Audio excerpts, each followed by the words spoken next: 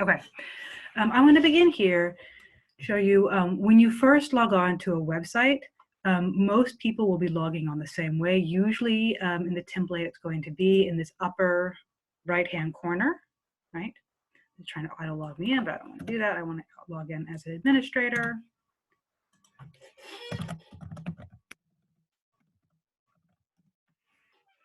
And whether it's you as an administrator or one of your congregants logging in, you're essentially going to see very similar messaging. So you will see the administrative menu, the question mark, and welcome, and your name. When ShulCloud support logs in, we will always be logging in as the senior administrator, right?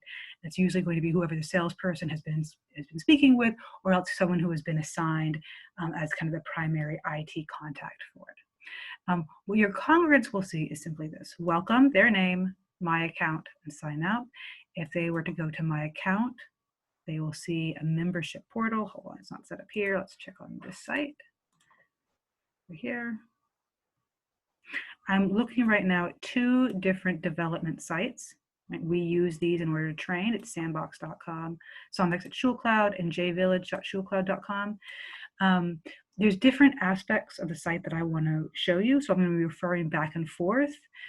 Depending on your setup, yours will be, for instance, in this case, there is no member screen setup. That may be similar to what you have. On the site that we have set up, the member portal looks something like this. We have some text at the top, we have an image, and then we have a number of panels. And we've set it up kind of with kind of a general area and financials and then school.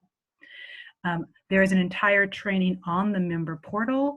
If this is of interest to you, to think about how your members log in and what they can interact with once they log in, I encourage you to go there. Right now, we're going to be much more general in what we're going to cover.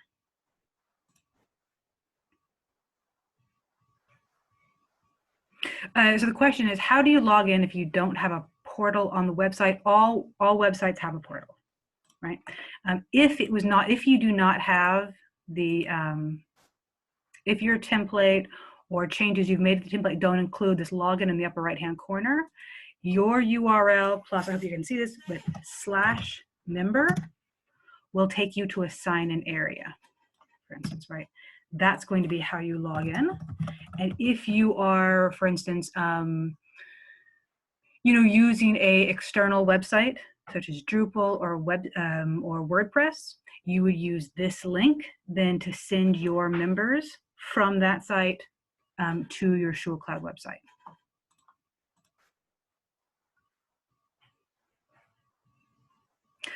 Just to continue on the question, ours cannot have one. That's entirely your choice. If you don't want to have a portal, you can decide to hide that from your members, right? I would say the most common usage of ShulCloud is to allow members to log in so that they can process payment and look at their account. It's certainly your choice how to use the ShulCloud website, right? It would be fine to say, for instance, you process everyone's payments. For you to handle all of their yard sites and their life cycles information. It is possible, though, to allow congregants to do that work themselves. But again, that's more in the member training, the member portal training for now, and how you can, again, shape their experience, or, for instance, not allow that at all. I'm going to log in back to here. Right. So that's the member portal. But again, it's an optional area. Most people, I would say, do some variation on that. Certainly, if you are using email templates, you'd have to remember to take out the login link, because our standard statement would be sending members to the portal to make a payment, right? So again, this is how you want to use ShulCloud. For you admins, once you log in, so you have a welcome area. You'll probably have a My Account area, and many people are both staff members and members of their synagogue, but it's fine if you don't. The next item to going left is the question mark. This is where you'd find the help manual. This is going to be a series of help documents, how to use the website. We have webinars. These webinars cover the same information that are on our trainings, right? Like live trainings, like what you're doing now. And if you can't come to a training for whatever, it's not at a good time for you. I encourage you to use this. Also, once your onboarding is over, you will no longer have access to the training schedule, right? That's specifically for people who are onboarding, but you will have access to this. So you could always then say, I really want to brush up on accounts, or particularly if you're hiring new staff, this is a great way to then introduce them to how to use ShulCloud. Additionally, support tickets. Support tickets do not come to me or Sebastian or Dina. We're part of the client success. So we're specifically dealing with people during their transition from their legacy database to ShulCloud. This would be the best option if you wanted to reach out to general support. For the most part, we'd encourage you during the migration process to reach out to Dina, Sebastian, or I, or whoever you've been working with. ShulCloud support is great, but they're going to be best to help you after you've already signed off and beginning to work with your data on a full-time basis, because some of the rules governing how you're going to treat your data is going to be different, whether you're in migration or whether you're actually using the database on a day-to-day basis. But when you do reach out to them, this is what you do. You can put in just a simple explanation of what you want for the summary, and then details. And I strongly encourage you to use as many details as possible. Try and tell them what you were doing, send them a link or images, some way so it's very clear to them, so they're not asking you a ton of questions and it takes a whole week to find out what the real problem is. Try and give them what you expected to happen and then what really happened. You can also use the support ticket area to tell us that you'd like a new feature. We do take those seriously. It may be a while before we're able to implement, and we also may make the choice not to implement it, depending on what you're requesting. But essentially, if you said, I really wish you had a report that had a column that said this data, that's the kind of thing we want to know, right? This is going to be slightly different than website customization. Website customizations are when you want something visual to change with your website. So for instance, your template came with a number of defaults, but perhaps like in this case, you chose this template and you really didn't like the green lettering, or the fact that there's a different variation of the green when you mouse over the titles, right? So that would be the kind of thing that's not a change that you'd want to make necessarily for every single ShulCloud site, which would be a product request. This would be, on my particular site, I really wish the buttons were a different color, or I really wish the logo, instead of being on the left side, was really on the right side or centered. Send it to us. If we can do it quickly and for free, we will. Depending on how elaborate it is or how many changes are potentially involved in it, we will then send you a price on what the cost would be.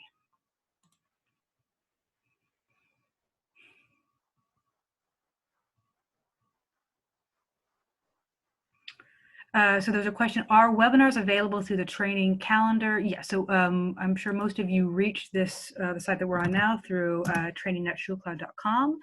This is our these are live trainings, right? But essentially the material that I'm going to go over today on the accounts training is going to be then parallel, right, to the accounts webinar here, right? Accounts review or accounts, right? And kind of on from there. Every once in a while we offer, for instance, we did a special seminar on COVID and how to use your site, how you could use your site for COVID, right? Or we did a special using the forms for school registration.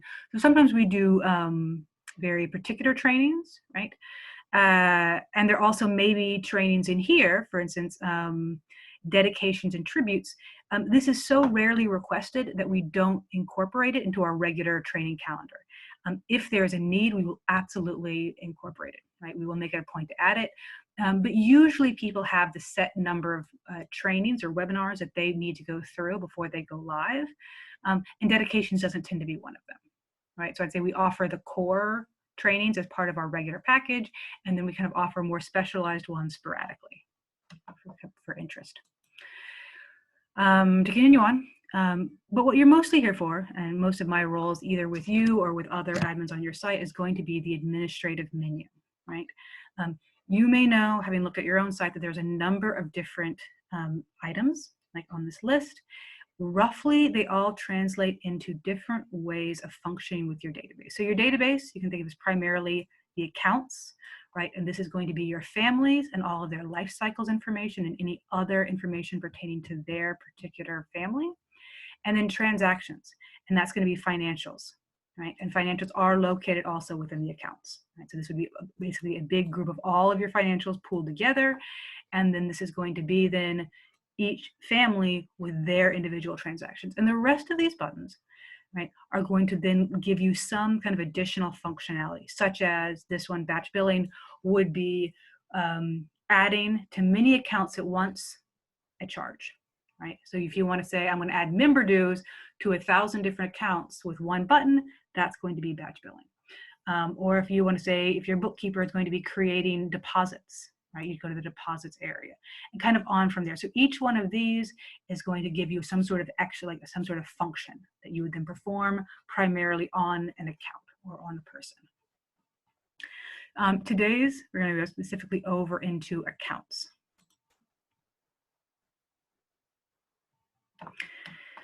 An account is how we house any entity that you're going to keep in your database. Primarily, we think of this as families, right? If we look down here, our default way of listing the account display name is going to be last name, first name, and last name, first name, right?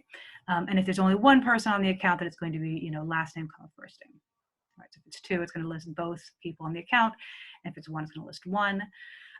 When you go to the account screen, you're going to see by default, I'm going to ignore these filters and outputs for 1 second, just go scroll down. You're going to see all, what we're going to call active accounts within your database, right? And what we mean by active is that it's an account in which you are interacting with on a regular basis. You are running reports on it, you are adding transactions, you are sending them emails or other kinds of communications. It is possible to inactivate an account. I'm going to go to up here into show advanced, and I'm going to go to status, inactive, update this filter. And so in this account, in this particular website, we don't have any. Let's try over here. So I can show you, give an example. When you'd want to use inactive is when you no longer have any reason to pull up an account in a report or communicate with them. This doesn't necessarily mean deceased, right? Because it could be that the members are deceased, but there are still children on their account that you want to send yard-site communications to. So you might keep then their account active and just mark that one individual as deceased. Now, by inactive, we mean really they gave maybe one transaction once many, many years ago, then perhaps they passed or they moved away, and really they never need to be receiving emails from you now, and you don't really want them to be showing up on your membership reports. That would be an inactive account. We don't delete accounts because once they are deleted, they are permanently deleted. They're gone forever. If you wanted us to reconstruct it, it would actually take a great bit of effort on our engineer's part, and we'd have to charge you. So I encourage you, please never mark an account as deleted unless it truly is a mistake. And that's the best way to handle it, is just deleting it. For the most part, inactive is your best option. And so in this case, we have a number of like this, none, right? So it probably is a test account or Gerald Sadaka box, right? These would be inactive accounts. Let me go back to here. Inactive. What you're going to see as I'm scrolling down is a number of columns. These are our default columns. They may or may not be useful to you, right? All right, so we have the account display name. Again, it's just going to pull the first and last name of whoever was in the account and then present it to you. You can overwrite this if you needed to. If you want to say, no, like in this case, we have the admin account, right? So we've just written this as admin account for the purposes of making it very clear who the primary admin is. We have the account type. So I mentioned a few minutes ago that the account is a way of bringing any entity. In this case, you don't have to do this, but they've actually put plots, right? Probably for the cemetery as accounts, right? Probably because they need to keep a balance on there or in some other way keep track of it in a more complicated way than maybe the regular cemetery might allow for. It's also popular to use account then for organizations or foundations. So there may be businesses that buy ad space from you in their calendar, or rent space from you, or perhaps a group that rents a room from you once a week. You would want an account in order to keep track of that, right? So it doesn't have to be a family, and it doesn't have to be a member. You might have prospective members, right? People who you are hoping join, who aren't yet paying dues, but you want to be sending them emails. You need to create them an account. Likewise, for non-members, you may want to continue to communicate with people who have already decided not to be a member of your synagogue, in the hopes that maybe one day they'll come back. For all of these reasons, these would all be different ways of having accounts. So we have an account type. Every account must have an account type.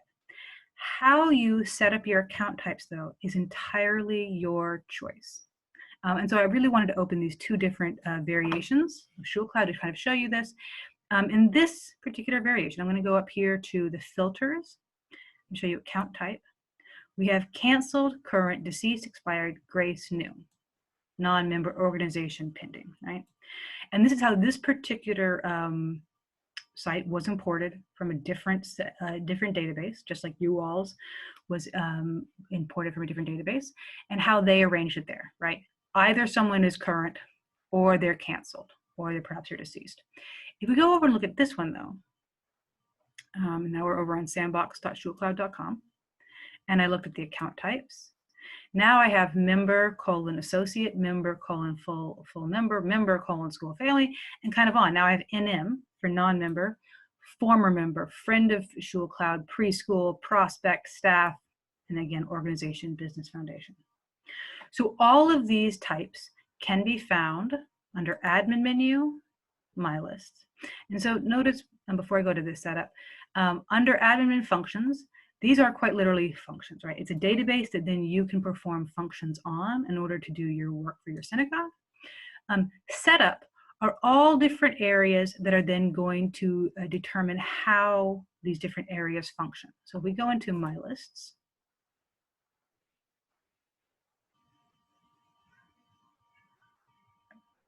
I'm going to my lists, we're going to see a ton of different lists. We're going to go to account types.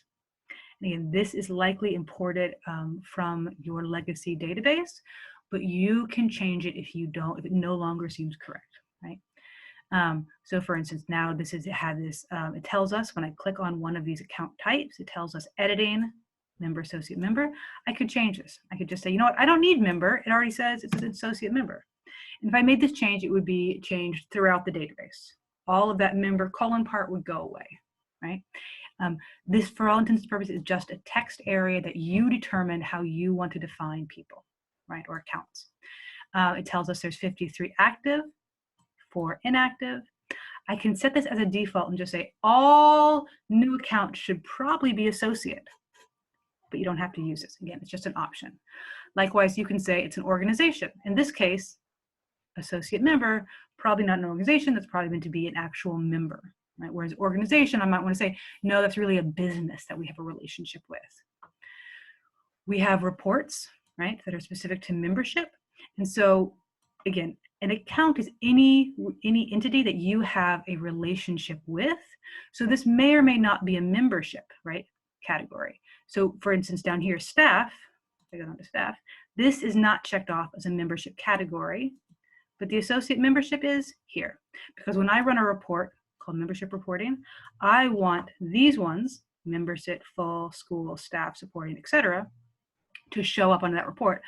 But organization, staff, prospects, I don't, right? You can set a batch billing amount. I'm not going to cover this now, but if you're interested, there are webinars on batch billing that talk about how then you could use this number set here to then bill everyone with this categorization. I want to go back to the accounts area though.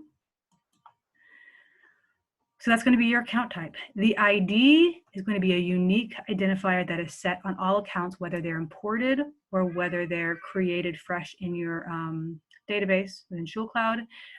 Again, it's just a unique identifier. It's important for databases to have this or to know who is who. Minyan, For some synagogues, this is very important. For others, it is not. We put it as one of the primary columns here, but you can feel free to ignore it. There's going to be areas that may never pertain to you and others that are very important. That's just kind of a feature of using the database. Status, as we've talked about, active or inactive. And now we have account billing type. An account billing type is yet another way to distinguish your accounts. Again, you must have an account type. How you arrange your account types and what you want to call them is ultimately your decision. You could also use account billing type. And so for a database like this, where it already says associate, full, school, you know, account billing may not make so much sense because this is very definitive, right? It's really telling you exactly your relationship with these particular group of members. Here though, current is kind of a big, essentially that's just people who are current. And so you might want a way to further distinguish them, such as the Bloom membership or couples. So you can be both a account type of current, but with an account billing type of family. And likewise, you might have one of these account types as canceled or expired, and then the account billing type, maybe it would further define how you want to think about those members. Again, these are arbitrary designations, and while you must have some kind of account type to distinguish, you don't have to use account billing type. It's just an additional option, right? That you could use for the batch billing, or you could use when you're thinking about running a report and you want to think about, well, who's all in our database. I'm under filters right now, and so these are additional ways of then refining this particular group, right? By default, it's going to show you who is all accounts that are going to be active. But you might say, I really want people who joined in the last 5 years. And I just want to see that particular group. And not only that, but I actually want to see a column where it tells me this information. And so for that, I'm not going to use a filter. I'm going to use outputs. I'm going to go to account info, and I'm going to say join. Right? And so this is an additional piece of information that I can add here. And on top of that, maybe I also want to see not just the two primaries, we'll get into what primaries mean on the account, but I also want to see if they have kids, right? And I'm going to hit update filter. And now when I scroll down, I now have an additional column. Perhaps we kind of feel like this is getting a little bit too much. What if we said, I want to go ahead and take out that account billing type, right? And maybe the balance. For right now, maybe I don't need to see that balance. I'm going to update that filter again. And so I've shifted those columns. Now I don't have the account billing type because for right now, I'm not going to worry about it. I'm not going to worry about the balance because right now I just want to kind of, as some general information, I want to just see this join date and I want to see the listing for the kids' names, right? And so I have 27 results from that original 266 that then I could then look into further, right? Maybe I need to call these people. Maybe I want more information. Maybe if I want to call them, I could then do address info and look for their phone numbers, right? Or maybe I just want the phone number for the primary, right? The kind of the first person you're going to contact, or the secondary on the account, either way. From here, after we've used the filters to narrow our group and the outputs decide what columns we see, you could clear it, right? It's going to take us back to our original defaults for columns. You could create mailing labels, right, to put on envelopes. You could print this. This will be to a PDF, which you would then send to a printer. You can export. This is going to create a CSV file, right? For if you want to do further filtering. You could do a mail merge. This would then send to your Word program to create a mail merge. You can analyze. Analyze is a great preview of the abilities we have within our reports, which is just, give me a second as it's loading.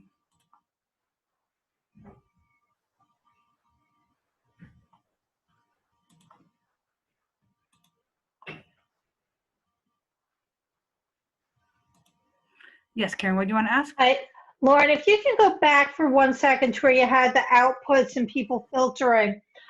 Mm-hmm. My one question is, if I need to see the view of the accounts for our congregation in one format, like if I don't need the kids, but I want to have something else there, but our religious school admin wants to make sure that there's a line for a kid, can each admin have a different view of the accounts? Or if every time one of us goes in, we're going to have to reset the outputs for what we need to see?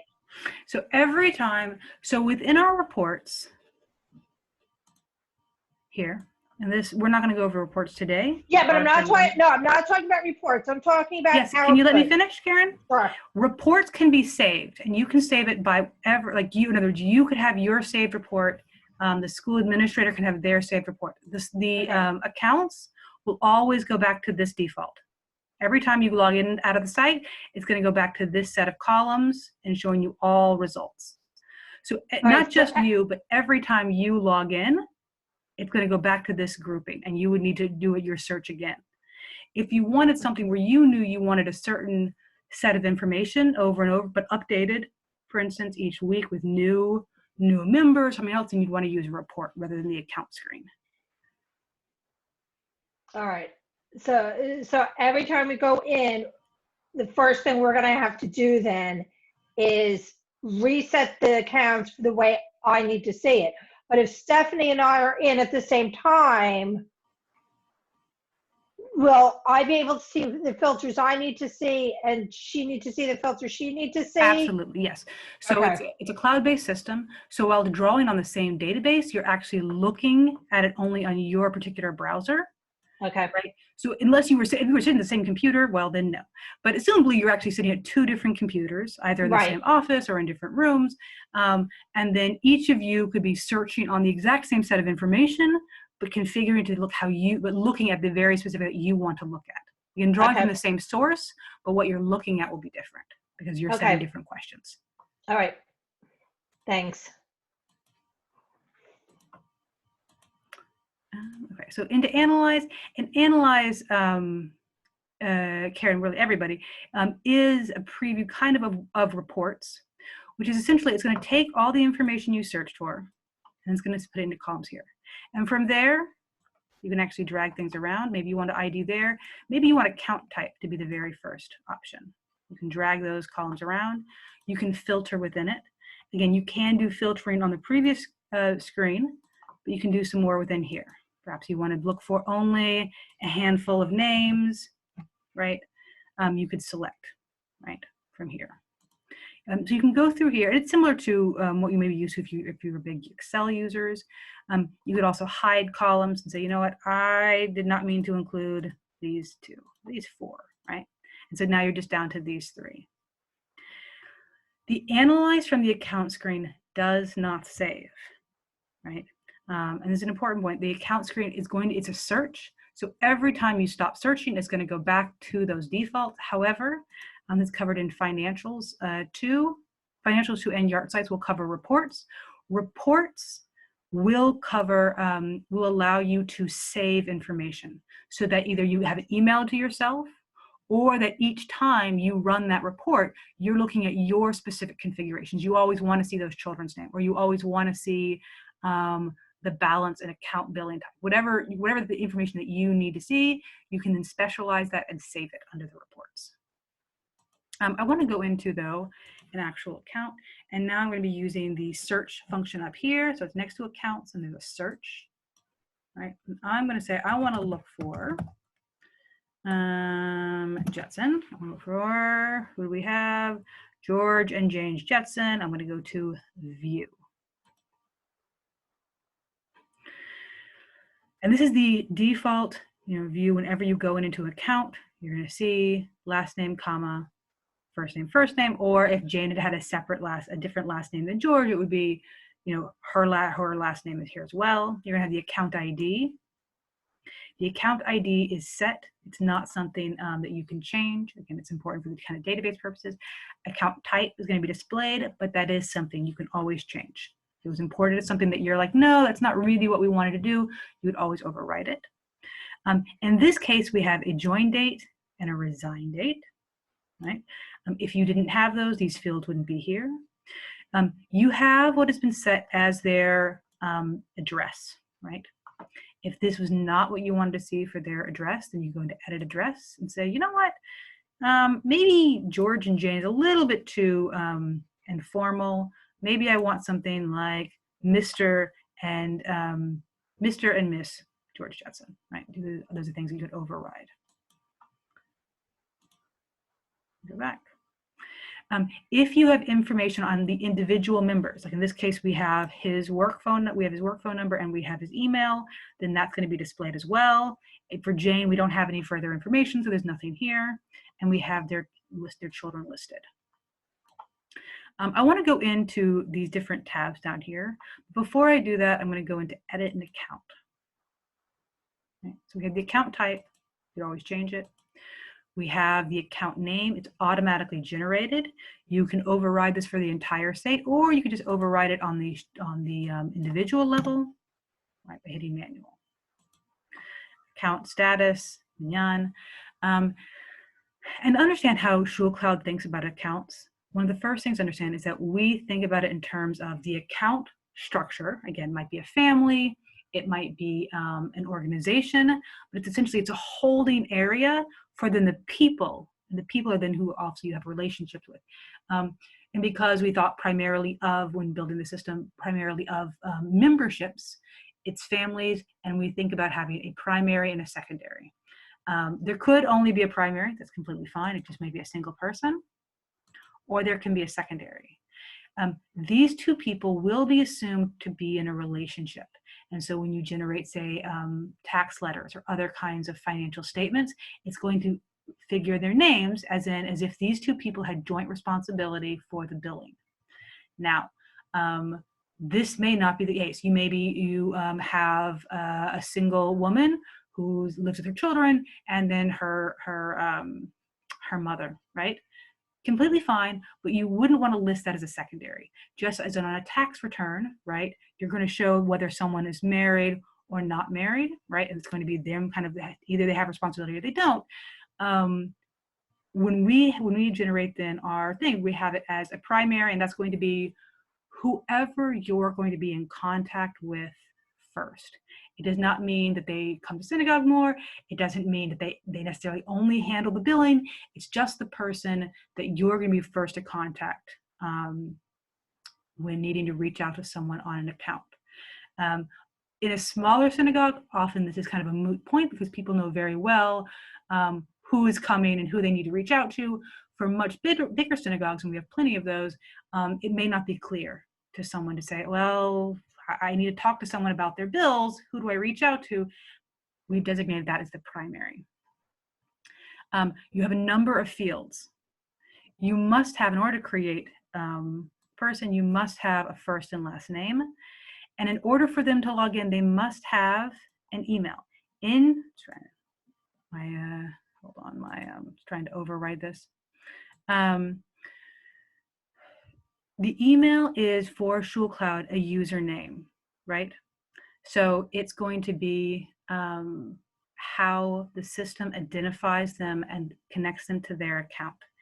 While it'd be perfectly fine for a husband and wife, if they want to share an email, again, that's their business. They'd probably be looking at the same information anyways.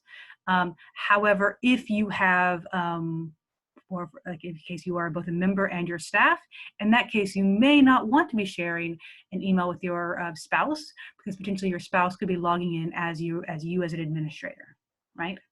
And that's what we mean by a username. The ShulCloud software will look at that email and say, well, that's the account that needs to log in. So be careful with sharing, and also be very aware you would not want to have the exact same email on several different accounts. This is much more unusual, but it can happen. Right? And so we encourage you not to do it. Again, in this case, we don't have Jane Jetson's email, so she would not be able to log in. You have a number of fields, right? You can set the title, nicknames, gender, maiden names, Hebrew names of parents, birthdays, Hebrew birthdays, various phone numbers. Again, you can fill these out if they're meaningful for your synagogue, but there's absolutely no necessity. The most important part is that you have a first and last name, and if you want them to log in, that you have an email for them. Tags. Tags are likely imported from your legacy database, and it's a way of then identifying a person uniquely, right? This is not unlike, say, account type or account billing type, which applies to the entire family. Tag would be just for the individual member, and you can think about it kind of within, like if you look at this group here, the band, or the Bedrock Sisterhood, or board of directors. As you take more trainings, you'll realize that there are many, many, many different uses for tags. You can have pages, right, that only people with certain tags can see. You can create forms or calendars that only people with certain tags can see. So it also gives you special permissions potentially within the site, but on the basic level, a tag is a way of identifying someone. So for board of directors, maybe you want to send an email and you'd say, how do I reach out to this list of people? Well, you would have already tagged them as, these 8 people are our current board of directors. You can even list it by year. These are the 2017 board of directors. These are the 2020 board of directors, right? Permissions. Permissions you may have learned about during your onboarding from your onboarding specialist. But essentially, these 3, administer, family, billing, login, it would be best if the primary has these, because that's going to then allow them to, billing is going to allow them to see their what they have paid and what they still owe. Administer family would give them further permissions to add or remove yard sites, or to add and remove family members, or add or remove life cycle events, right, for bar and bat mitzvahs. And login, most importantly, is the ability to log in. Now, Karen mentioned at the beginning in a question she was asking about, we don't want people to log in. That is completely fine. You could, again, say, we don't want ever for these people to be able to access the site. Be aware that ShulCloud is designed for the purposes of allowing members to make payments, right? It's meant to alleviate that from your workflow so that people are not constantly calling you, right? So that you can streamline that process. But it's certainly an option to say, no, we don't want people to do it, right? Admin permissions, again, you may be familiar with this from your onboarding specialist. This is a list of permissions that allows you to use those functions at the top, those administrative functions, right? You may have all of these, you may only have a subset, but essentially it allows you to perform various functions. Now, children will also be listed on an account, right? In this case, we have, I think there's an additional child on here. I only see one though. And any children will be listed here. You could always add another child. More info. Life cycle dates are generally going to be listed by the individual. The one exception to that is going to be our the anniversary. And the anniversary is going to be on the account level, because again, it's under the assumption that if there are 2 people, their anniversary is meant to be for the entire account. It's not just for one member, it's for both of them. And they are both holders of the account. Join and resign date would also be in here. Financial. And I'm not going to get into this too much. If you're interested in batch billing, you'll see kind of additional information on that. But essentially, you could set the account billing type here. And if you wanted to, and this is specific for batch billing, you can use a discount or an override amount. Depending on the software you are importing from, for instance, Havereware, you will have an external billing ID listed here, right? That would have been imported from your former system. Obviously, as you create additional members, you're not going to be, this will not be auto-filled in. You could always use it though if it's helpful to you. GABI, again, for some congregations is extremely important to have access to this and to know the reports that are related to this. If it's not for you, don't worry about it. You can simply ignore it. Now, these additional areas were added by forms. And forms, under add-in menu, forms is here. And it's just a way of extending your version of ShulCloud. You may say, I really need an allergy record for every person under 12. Or I really would like to know everyone's food preferences when I'm thinking about events. I need to know how many people are keeping kosher versus how many are strict vegans. Again, that would not be within everybody's use of ShulCloud, but it may be within yours.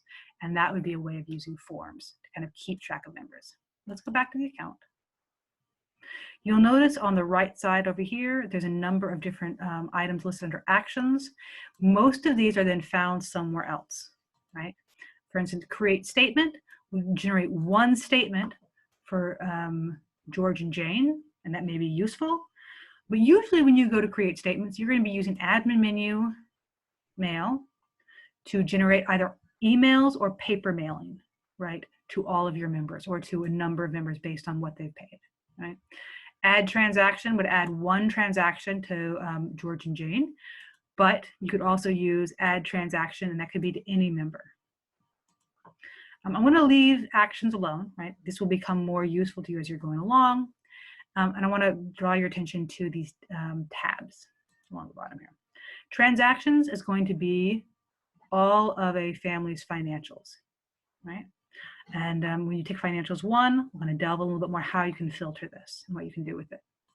People is going to list all members of a family. In this case, we have the primary, we have the secondary, who are assumed to be married, or at least in a romantic relationship, right, of equal footing under the household. We have children, any children listed on the account. And if you had need to add additional people, in other words, not a child and not a spouse, but for instance, grandparents or aunts and uncles, people who've come to live with a family, you would use add a person.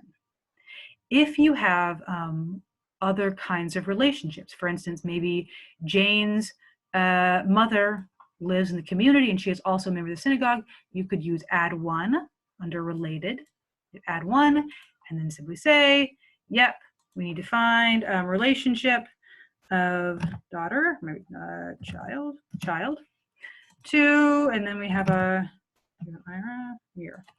Mira, right? And so that's going to then add this record. Jane Jetson is the child of Mira Goldwyn. Mira Goldwyn is the mother of Jane Jetson. Right? Obviously, the account has to already exist within your database in order to add these kind of relationships. Yard sites. In this case, there's no yard sites on this family, but if you are in the process of reviewing your data, this is precisely where you'd want to see your yard sites listed. Right? If you're in the data review process, if this is in your former system, you'd want to go in here and see, okay, does George have is commemorating his father? Is Jane listed with her aunt? Whatever relationships are in there with yard sites, you'd see it here. CRM and notes, I'm not going to get into this in full. There are webinars on this if it's of interest to you, but it's essentially a way of adding notes that are private within your synagogue. In other words, different staff members can keep these notes, can keep it privately for just themselves or a few other people or for all staff members. It would not be visible to, in this case, George and Jane, right? It would be a way of kind of keeping tabs on someone. Maybe we want to keep a record of who's been in the hospital several times or who has some financial difficulties. Whatever reason you'd have to kind of keep track of something over time, this would be a way of keeping notes. Addresses, you can have multiple addresses if that's useful. And then on from here. So each of these different tabs then relates to different abilities, right? You may not be using high holidays, but if you did, the seating would be listed here. If you have saved credit cards, right, you would save them in here. And I'm going to click over here to these 3 lines, and there's multiple other options. If the family ever fills out forms, there'd be a list of all the forms. If you're using the events part of ShulCloud, then events that they have registered for would be listed under there and kind of on from there, where there's a number of different items. I'm going to show you one last thing, and then I'm going to turn it over for questions. That's admin menu. People. So if you wanted to find one person quickly, right, you'd say, pull this up.